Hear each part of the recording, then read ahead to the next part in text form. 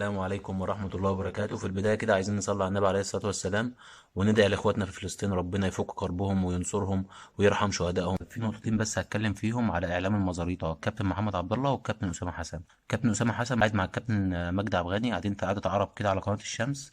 فالكابتن مجدي عبد الغني اللي هو الأهلاوي، اللي هو متربي في النادي الأهلي، اللي هو خير الأهلي عليه، ايه ما بينه وبين الاهلي في كلام بيتقال كده المفروض ما يتقالش قدامه، المفروض يرد عليه ما بيردش، بيضحك كده تحس بضحكه خبيثه كده. في ايه؟ مش بيقول له ايه الفرق ما بين قوه الاهلي وقوه الزمالك؟ مبدئيا كده ده مش سؤال اصلا، يعني معروفه الاهلي عالمي، الزمالك بقاله 20 سنه واقع، ما بيعديش اصلا من دوري المجموعات في بطوله افريقيا، حصاله دايما. ايه السؤال ده؟ قوه الزمالك في جمهوره، هو فين قوه الزمالك اصلا؟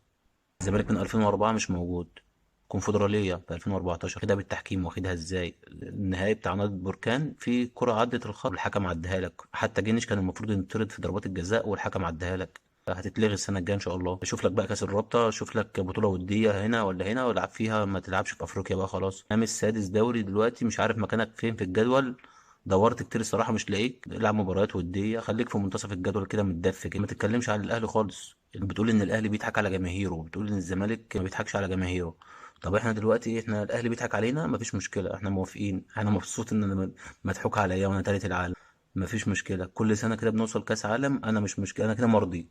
انا كده كمشجع اهلاوي مبسوط ومتكيف ان انا بينضحك عليا، طالما الضحك بيجيب افريقيا وبتروح كاس عالم. بصرف النظر عن اللي بيحصل في كاس العالم، دي مستويات تانية حضرتك ما شفتهاش ولا هتشوفها.